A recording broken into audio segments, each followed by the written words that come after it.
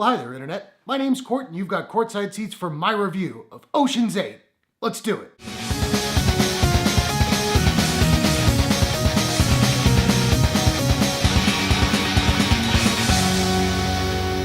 Ocean's 8 is an action comedy heist film from director Gary Ross and Village Roadshow Pictures. It functions as a spin-off of the Steven Soderbergh trilogy and stars Sandra Bullock, Cate Blanchett, Richard Armitage, Anne Hathaway, Helena Bonham Carter, Mindy, Kaling, Rhianna, Awkwafina, and Sarah Paulson. Debbie Ocean gathers an all-female crew to attempt an impossible heist at New York City's yearly Met Gala. Let me say right off the bat, I'm a huge fan of the original, not the original, but the 2001 Ocean's 11 film with George Clooney, Brad Pitt, Steven Soderbergh movie. Big fan of that movie. Between that and this ridiculously stacked cast, I was really psyched for this flick. Let's talk about the good first. Sandra Bullock is kind of hit or miss for me, but I liked her a lot in this movie. She and Cate Blanchett particularly have a really dynamic chemistry in this movie, and Cate Blanchett for herself is great in this film because she's Cate Blanchett and that's what she does. Rhianna doesn't get a whole lot to do in this movie, but I really liked what she did with it. She's a lot of fun to watch on screen. Helena Bonham Carter, who I like quite a bit, she does an Irish accent in this movie, and I did find it was like a little bit inconsistent throughout the film, but all in all, her character's kind of kooky and she does kooky very, very well. And that was good. James Corden. I'm not a big fan of James Corden. I generally find him kind of obnoxious, but I really liked him in this movie. He was funny, he was likable, he was one of the funnier characters in the flick, even though he doesn't get a whole lot of time. Sarah Paulson, however, looks a little bit bored in this film. I don't think that's her performance because she is really strong actress. I think that's more the way the character was written, and that's fine. But the standout to me was Anne Hathaway. Granted, I love Anne Hathaway. I think she's a tremendous performer, but she looked like she was having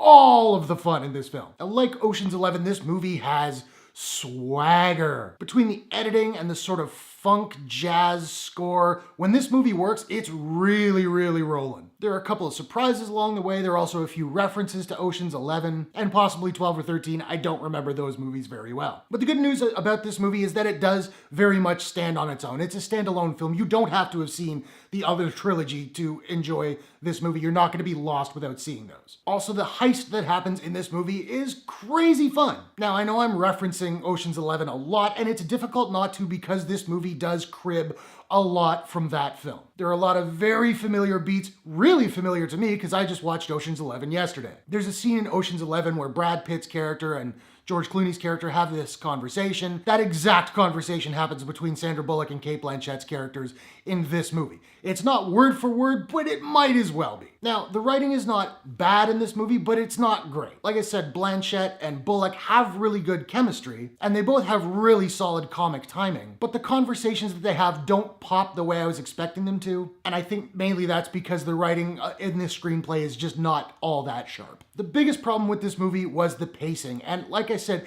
for a movie that cribbed so much from Ocean's 11, I wish they would have followed that movie's structure, adopted that movie's structure, because it worked a lot better than this movie's structure. Ocean's 11, the first act was the setup, and the second and third acts were the heist. This movie, the first act is the setup, the second act is the heist, and then the third act is kind of the fallout from the heist. Like I said, the second act is tons of fun and it really moves. But the first act, which is all set up, is kind of slow and plodding, and the third act really just grinds to a halt. There are a couple of cool moments in the third act for sure, but once the heist is over, it's a lot of tying up loose ends and it really does slow down. In the end, Ocean's 8 is a fun summer popcorn movie. It's got a great cast, it's got some really pretty terrific performances. I wish it had been funnier and I wish it had more of its own identity. All I'm gonna say is if you're dying to see this movie, yeah, go see it in the theater.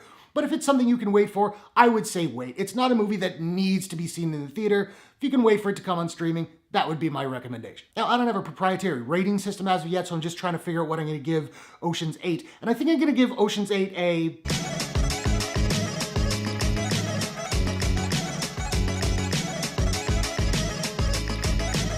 out of 10. So now I wanna know, have you seen Ocean's 8? What did you think about it? Where do you think it stacks up with the other Ocean's trilogy? What's your favorite heist movie of all time? Whatever your thoughts, hit the comments below. Let's discuss. If you enjoyed this review, please smash that like button and give it a share if you really enjoyed it. And hey, why not take a second, do me a favor, click subscribe to my channel for more movie reviews, entertainment news, trailer reactions, all that good stuff. If you'd like to do so, you can click the Courtshake logo at the bottom right of your screen. Thanks very much for watching. I'll see you guys in the next one. Take care.